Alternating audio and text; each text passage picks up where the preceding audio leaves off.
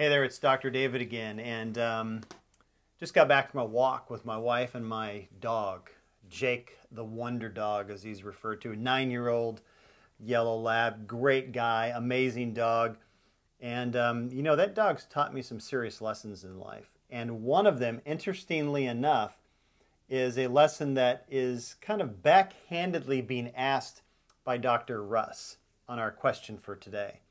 And I'll explain what I mean. Let me first read Dr. Russ's question. He said, Dr. David, where did you get your greatest source of new patients from? Was it weekly talks, outside marketing events, referrals? Where'd they come from? Now, that's an easy one to answer. My greatest amount of new patients came, well, really, you know what? It's not easy. It came from all three of those things. I mean, it came from my internal workshops, my external workshops, and referrals, but that's where they came from. Didn't come from a yellow page. I did screenings, but that's not where my patients came from typically. Most of them came from referrals, and most of those referrals were from my new patient orientation. I got massive amounts, 40, 50, 60 at a time, that 85% of those people would prepay for their care cash from doing external workshops as well. But here's how I'd like to answer your question, Russ. My dog, we own this big 5-acre piece of property. I don't live there anymore, but when I lived in Idaho, and there was no way to really fence it, so we used one of those electronic fences. You know what I'm talking about? The dog has the little beeper on, and you teach them, you bury a wire, and they get close, and it goes beep, beep, beep, beep, beep, beep, beep, beep, beep, and the closer they get. And if they do go, it gives them a little zap, and that's, you know, I'm not real fond of that, but that's the only way to keep in Jake the Wonder Dog. So we spent the money, we got him trained, he did great, but he'd sit there and he would literally watch the wildlife. There were a bunch of deer and wild birds and all these things because we lived up in the hills, and he'd just watch them, and he'd get down in his little, he's a hunter, right? He'd get down in his little hunting place, and you'd see him, he'd inch toward that lion, and he'd get beep, beep, beep, beep, beep, beep, beep, beep, and then he'd back up, and then he'd beep, and it was crazy. My wife and I would sit out on the deck and have a glass of wine, and we just watch Jake the Wonder Dog fighting this thing that was keeping him contained. And one day, as we were sitting there, there were, if I recall, there were a whole bunch of deer and some birds and all these things, and man, you know what, the temptation was too great.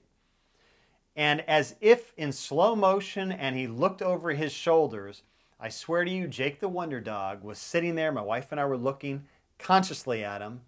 You could hear the beep, and he looked left, and he looked right, and he bolted through the fence. Now, he got zapped, but what happened as soon as he got 5 feet away from that wire on the other side?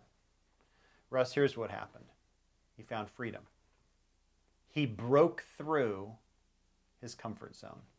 As crazy as that sounds, I was just walking him, and it reminded me when I got back and saw your question that my dog, Jake the Wonder Dog, had something that was holding him back. Something holding him in, something real, but more or less perceived, and it held him in for a long time. And man, when he got through that, he realized that there was life and freedom on the other side. And guess what? Never worked again.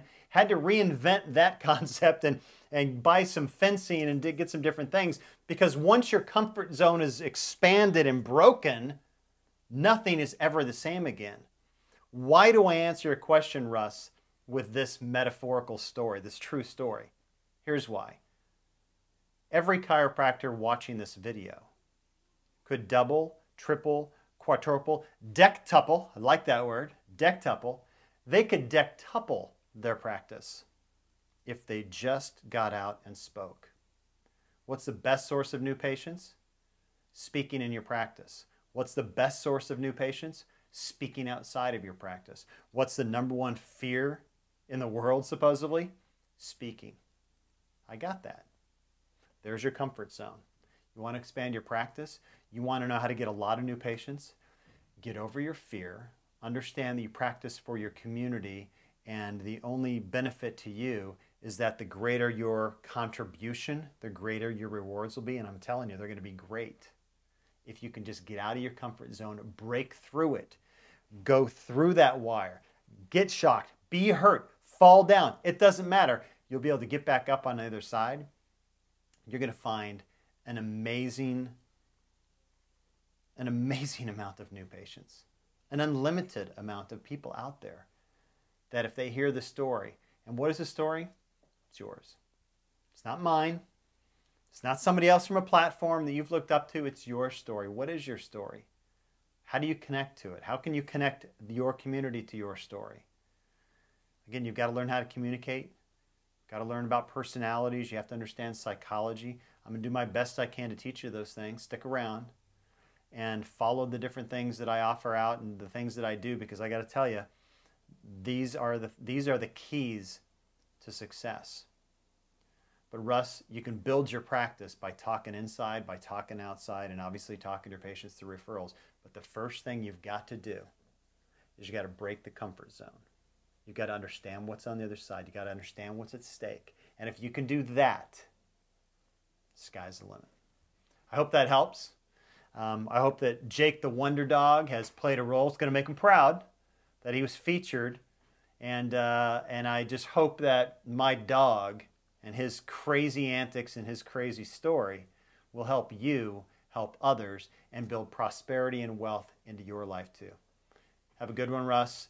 Be well, practice with purpose, and go get them.